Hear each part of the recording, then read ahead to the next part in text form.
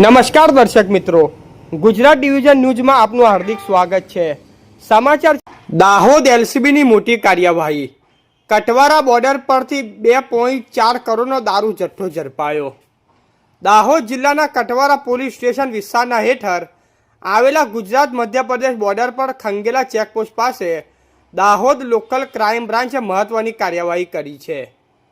Bharat Benz ટ્રકમાં ડાંગરના ભૂસા ભરેલા ઠેલાઓની આડમાં લઈ જવાતો ભારતીય બનાવટનો વિદેશી દારૂ તથા બિયરનો વિશાળ જથ્થો ઝડપાઈ આવ્યો છે।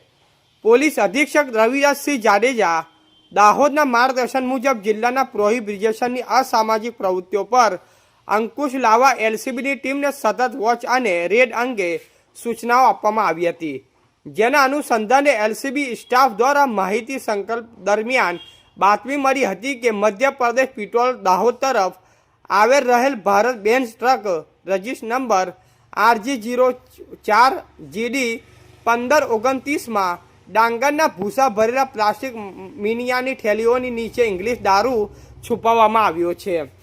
આ આધારે પોલીસ ઇન્સ્પેક્ટર SM ગોમિતીના માર્ગદર્શન હેઠળ police inspector DR Batha, police sub inspector RV Rathod, police sub inspector NB Parmar સહિતની એલસીબીની ટીમે ખંગેલા ચેકપોસ્ટ ખાતે વાહન ચેકિંગ કરી ટ્રક કોર્ડન કરી તપાસ કરતા ભારતીય બનાવના પર ભારતીય ઇંગ્લિશ દારૂ થતા ટીન બિયરની પેટીઓનો નંગ 1176 અને કુલ બોટલો નંગ 26,784ની કિંમત રૂપિયા 1,84,30,080 રૂપિયાની મળી આવી।